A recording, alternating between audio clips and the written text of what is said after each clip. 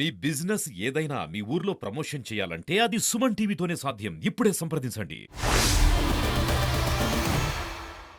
సత్తెనపల్లి నియోజకవర్గంలో ఉమ్మడి అభ్యర్థి కన్నా లక్ష్మీనారాయణ టీడీపీ అభ్యర్థి, అదేవిధంగా వైసీపీ నాయకులు మంత్రి అంబటి రాంబాబు గారు, వీరిద్దరిలో గెలిపేవదనుకుంటున్నారు. మీరు అడిగిన ప్రశ్న ఎట్లా ఉందంటే, తులసి మొక్క లాంటి కన్నా లక్ష్మణ గారికి, గంజాయి మొక్క లాంటి అంబటి రాంబాబు గారికి పోలిక అడుగుతున్నారు. ఇద్దరు కూడా 1989లో శాసనసభ్యులకు ఎన్నికయ్యారు. కన్నా లక్ష్మణ గారు దినదినాభివృద్ధి చెందుతూ ప్రజల ఆమోదాన్ని పొందుతూ దాదాపు 25 సంవత్సరాల పాటు శాసనసభ్యులకు కొనసాగారు. అదేవిధంగా 16 సంవత్సరాల పాటు మంత్రిగా పనిచేసినటువంటి అనుభవం కలిగిన వ్యక్తి. మరి రాంబాబు గారు 1989లో గెలిచిన తర్వాత మళ్ళీ 2019లో గెలిచారు. 30 సంవత్సరాల పాటు ప్రజలు చేదరించుకున్నారు. ఇటువంటి వ్యక్తి గురించి కన్నా రాంబాబు గారికి అంబటి రాంబాబు గారికి పోటీ పెట్టడం అనేది అనైతికం. అయితే ఈరోజు మీరు అడిగారు కాబట్టి నేను చెప్తున్నాను, కన్నా లక్ష్మణ గారు ప్రజల మనిషి, ప్రజలు కోరుకున్న మనిషి, ప్రజల సమస్యలను అవగాహన కలిగిన వ్యక్తి. దాదాపుగా పెదకొరపాడులో 20 సంవత్సరాల పాటు శాసనసభ్యులు కొనసాగి అక్కడ అనేకమైనటువంటి సమస్యల్ని పరిష్కరించినటువంటి వ్యక్తి. అటువంటి వ్యక్తిని సత్రపల్లి నియోజకవర్గంలో నిజంగా ఇక్కడ పోటీ చేస్తామంటే సత్రపల్లి ప్రజల అదృష్టంగా భావిస్తున్నాం. అందువల్లనే ఆ నమ్మకంతో సత్రపల్లి ప్రజలు కన్నా లక్ష్మణ గారిని అత్యధిక మెజార్టీతో గెలిపించడానికి ముందుకు వచ్చారు. అంబటి రాంబాబు గారు ఎందుకు ఓడిపోతున్నారంటే, అతని నోటి దూల వల్ల అతనికి పనిచేసినటువంటి క్యాడర్ కూడా, ముఖ్యంగా ఆయన దగ్గర ఉన్నటువంటి క్యాడర్ కూడా అతను చేదరించుకొని బయటికి వెళ్ళిపోయారు. మరి అటువంటి కొంత వర్గాన్ని కూడా పక్కకి వెళ్ళిపోయింది. అటువంటి వర్గాన్ని మరి కన్నా లక్ష్మణ గారు అనుకూలంగా మలుచుకోవడంలో సఫలీకృతులు అయ్యారు. కాబట్టి తప్పనిసరిగా సత్రపల్లి నియోజకవర్గం నుంచి అత్యధిక మెజార్టీతో కన్నా లక్ష్మణ గెలుస్తారని చెప్పి ఈ సందర్భంగా తెలియజేసుకుంటున్నాం.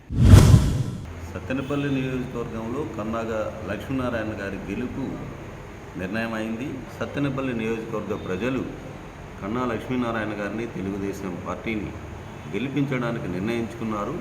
ఆ దిశలోనే వారు ఓటు వేయడం కూడా జరిగిందని నా అభిప్రాయం. అలాగే సత్తెనపల్లి నియోజకవర్గంలో కన్నా లక్ష్మీనారాయణ గారు ఇన్ఛార్జిగా చంద్రబాబు గారి చేత నియామకం కాబడిన తర్వాత ఆయన 50 సంవత్సరాల సుదీర్ఘ రాజకీయ జీవితంలో ఈ సమాజానికి ఏం కావాలి, ఈ ప్రజలకు ఏం కావాలి, ఈ నియోజకవర్గాల అవసరాలు ఏమిటని క్షుణ్ణంగా తెలిసిన నాయకుడు.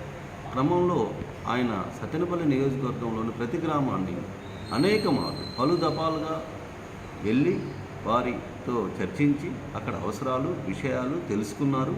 గతంలో సత్తెనపల్లి నియోజకవర్గంలోని ఒక 30 పైసల వంతును ఆయన 20 సంవత్సరాల పాటు శాసనసభ్యుడిగా ఉండటం జరిగింది. కాబట్టి గుళ్ళపల్లి, నరసింగపాడు, త్రిపురాపురం, పూర్తి రాజుపాలెం మండలానికి 20 సంవత్సరాలు శాసనసభ్యునిగా, సుదీర్ఘకాలం కేబినెట్ మంత్రిగా, ఆ అవసరాలు తెలిసిన నాయకుడిగా ఆయన ఈ ప్రాంతం యొక్క సమస్యలు తెలిసి ఆ దశలో ఈ తెలుగుదేశం పార్టీని పరిగెత్తించడం జరిగింది. ఆయనను ప్రజలు నమ్మారు. ప్రజలకు ఆయనంటే ఇష్టం. అంచేత తెలుగుదేశం పార్టీ క్యాడర్ అంతా కూడా వారితో కదిలింది. ఈ గెలుపుకు ఆయన నాయకత్వ పటిమే కారణమని నా అభిప్రాయం. సత్తెనపల్లి కాన్స్టిట్యూషన్లో కన్నా లక్ష్మణ గారు గెలుస్తారని నాకు భావన. అంబటి రాంబాబు గారు కార్యకర్తలను పట్టించుకోకపోవటం, నాయకుల్ని సరిగ్గా చూసుకోకపోవటం వలన మేము అంతకుముందు వైసీపీ కౌడుగట్ట కార్యకర్తలమే, కానీ రాంబాబు గారు చేసిన కార్యకర్తలు విస్మరించడం కానీ ఆయన వంటిద్దుపోకడం వల్ల మేమందరం దూరం అయ్యాము. అందుకే దానివల్ల కన్నా లక్ష్మణ గారికి మెడిసిన్గా కన్నా లక్ష్మణ గెలవడానికి అవకాశాలు ఎక్కువ ఉన్నాయి. కన్నా లక్ష్మణ గారు నాకు తెలిసి దాదాపుగా 10,000 నుంచి 12,000 లోపు భారీ మెజార్టీతో గెలవడానికి అవకాశాలు ఉన్నాయి అని భావిస్తున్నాను. నా పేరు Ullam Seshagirirao, advocate, high court of Andhra Pradesh. Sattenapalli నియోజకవర్గంలో ఈసారి కూటమి అభ్యర్థి కన్నా లక్ష్మీనారాయణ గారు విజయ దుందుభి మోగించడం ఖాయం. ఎందుకంటే గత శాసనసభ్యులైనటువంటి అంబటి రాంబాబు గారిని, అతని పనితీరు కానీ, చేసినటువంటి కార్యక్రమాలు కానీ ఒక్కసారి పరిశీలిస్తే సత్తెనపల్లిలో అభివృద్ధి అంతమైపోయింది అనేటువంటిది సత్యం, అక్షర సత్యం.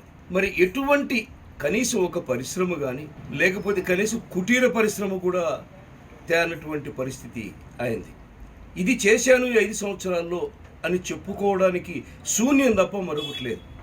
మరి అదే సుదీర్ఘ రాజకీయ చరిత్ర కలిగినటువంటి కన్నా లక్ష్మీనారాయణ గారు ఎన్నో దఫాలు ప్రజాభిమానం పొంది శాసనసభ్యుడిగా ఎన్నికై ఆయా ప్రాంతాలను అభివృద్ధి పరిచినటువంటి ఘనత ఆయనకుంది.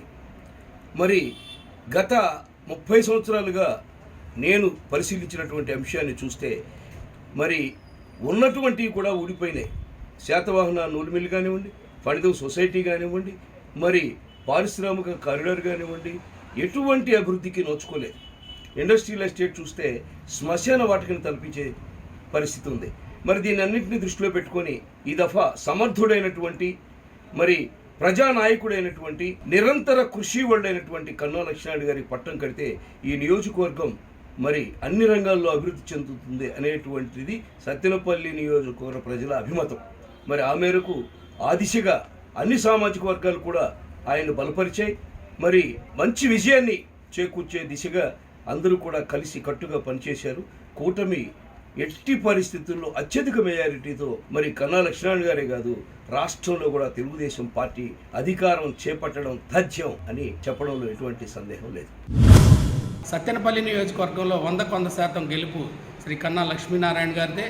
కారణం మరి ఒక గృహం నిర్మించుకోవాలన్నా రాజకీయానికైనా పునాదులు పటిష్టంగా ఉంటే ఎన్ని అంతస్తులైనా వేసుకోవచ్చు అనేదానికి కన్నా లక్ష్మీనారాయణ గారు వేసుకున్నటువంటి రాజకీయ పునాదులే పటిష్టమైనవి. కాబట్టే మరి వచ్చిన సంవత్సరం లోపే ఇక్కడ ఉన్నటువంటి అనేక రకాలైనటువంటి వాటిని కూడా అధిగమించి ఏకతాటిపై మరి అందరి కేడర్ మొత్తాన్ని తెలుగుదేశం పార్టీని సత్తెనపల్లి నియోజకవర్గంలో తేవడంలో సఫలీకృతులయ్యారు. అదేవిధంగా ఆయన గతంలో పెదకూరపాడు నియోజకవర్గంలో చేసినా, గుంటూరులో చేసినా కూడా ప్రజలతో మమేకమయ్యి వాళ్ళ సమస్యల్ని తెలుసుకుంటూ ఏదైతే మాట ఇచ్చారో కార్యకర్తకు కానీ నాయకులకు కానీ మరి స్పష్టంగా దాన్ని అమలు చేసే మంచి మనస్తత్వం ఉన్నటువంటి గొప్ప నాయకులు కన్నా లక్ష్మీనారాయణ గారు. కాబట్టి ఖచ్చితంగా సత్తెనపల్లి నియోజకవర్గంలో మరి కూటమి అభ్యర్థి అయినటువంటి కన్నా లక్ష్మీనారాయణ గారు అత్యధిక మెజారిటీతో గెలవబోతున్నారు. దానికి కారణాలు ఆయనకున్నటువంటి రాజకీయ అనుభవం, చిత్తశుద్ధి, మరి ఆధ్యాత్మిక చింతనతో మనిషిని ఆదుకోవాలనే మనస్తత్వం ఉండటమే ప్రధానమైనటువంటి కారణం.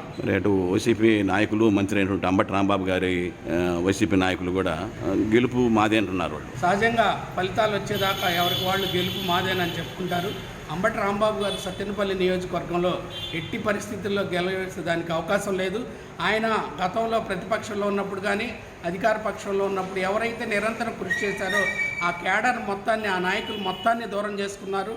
మరి ముఖ్యంగా రెడ్డి సామాజిక వర్గాన్ని దూరం చేసుకోవటం ఆయన తప్పిదాల్లో ప్రధానమైంది. రెండోది, సత్తెనపల్లి నియోజకవర్గం ఏర్పడ్డ తర్వాత ఎవరు కూడా నామినేటెడ్ పోస్టులు అమ్ముకున్న దాఖలు లేవు. మరి నామినేటెడ్ పోస్టులు అమ్ముకోవటం, ఒక 2,50,000 రూపాయలు ఒక నష్టపరిహారం కేసులో ఒక బీసీ సామాజిక వర్గ మహిళల్ని డిమాండ్ చేయటం, మరి లాటరీ టికెట్లని, సంక్రాంతి సంబరాలని లక్షల్లో వసూలు చేయటం, అనేక రకమైనటువంటి అవినీతి చర్యలు. ప్రధానంగా చెప్పాలంటే సత్తెనపల్లి నియోజకవర్గంలో అంబటి రాంబాబు గారి హయాంలో మరి ఆ నవరత్నాల పరంగా రాష్ట్ర వ్యాప్తంగా పథకాల్లో భాగంగా రావటం తప్పితే సొంతగా ఆయన నిధులు తీసుకొచ్చి కష్టపడి ఇక్కడ నియోజక అభివృద్ధికి మరి కృషి చేసింది ఒక్క పైసా కూడా లేదు. గత పాలకుల సమయంలో జరిగినటువంటి అభివృద్ధి, అప్పుడు ఎన్నికల కోడ్ రావటం వల్ల ఆగిపోయినటువంటి నిర్మాణాలను కూడా పూర్తి చేసి ఈ నియోజకవర్గ ప్రజలకు అందించే దాంట్లో కూడా ఎలాంటి కృషి చేయలేదు. కాబట్టి అంబటి రాంబాబు గారికి సత్తెనపల్లి నియోజకవర్గంలో ఘోర ఓటమి తప్పదు. ఈరోజు ఈ వైఎస్ఆర్సీపీ ప్రభుత్వం అవలంబిస్తున్నటువంటి ప్రజా వ్యతిరేక విధానాలని ప్రజలందరూ కూడా గమనించి భావితరాల భవిష్యత్తుకి అనుగుణంగా ఈ రాష్ట్రంలో నారా చంద్రబాబు నాయుడు గారు ముఖ్యమంత్రి అవ్వాలనే ఉద్దేశంతో ఈ రాష్ట్రంలో ఉన్నటువంటి SC, ST, BC, minority, EBC వివిధ సామాజిక వర్గాలందరూ కూడా తెలుగుదేశం ప్రభుత్వం అధికారంలోకి రావాలనే ఉద్దేశంతోనే మరి అందరూ కూడా తెలుగుదేశం ప్రభుత్వానికి ఓటేసినటువంటి విషయాన్ని కూడా మనం అందరం గమనించాలి. అదేవిధంగా మనం అందరం ఒకసారి గమనించుకున్నట్లయితే భావితరాల భవిష్యత్తుకి అనుగుణంగా ఈ రాష్ట్రంలో నారా చంద్రబాబు నాయుడు గారు ముఖ్యమంత్రి అయితే మనకి దగ్గరలో ఉన్నటువంటి అమరావతి రాజధాని ఏర్పడాలి. మరి అదేవిధంగా అక్కడ ఉన్నటువంటి రైతులు అందరూ కూడా భూమికి, రైతుకి ఉన్నటువంటి అనుబంధాన్ని వదిలేసి ఈ ప్రాంతంలో అమరావతి రాజధాని ఏర్పడితే మన బిడ్డల యొక్క భవిష్యత్తు బంగారంగా ఉంటుందనే ఉద్దేశంతోనే మరియు 29 గ్రామాలకు సంబంధించినటువంటి సన్న చిన్నకారు రైతాంగం సుమారు 33,000 ఎకరాలు త్యాగం చేసినటువంటి రైతాంగం ఈ ప్రాంతంలోనే ఉంది. కావున మనమందరం కూడా కులాలకి, మతాలకి, వర్గాలకి, పార్టీలకి అతీతంగా తెలుగుదేశం ప్రభుత్వం అధికారంలోకి వస్తే ఈ రాష్ట్రంలో ఉన్నటువంటి చిన్న చిన్న సామాజిక వర్గాల వారందరూ కూడా ఆర్థికంగా, రాజకీయంగా, సామాజికంగా ఈ సమాజంలో తగినటువంటి గుర్తింపు ఉండదనే ఉద్దేశంతోనే తెలుగుదేశం ప్రభుత్వం ఏర్పడాలని కూడా అందరూ కూడా మరి సైకిల్ గుర్తుపై ఓటేసినటువంటి విషయాలన్నింటిని కూడా మనం గమనించుకోవాలి.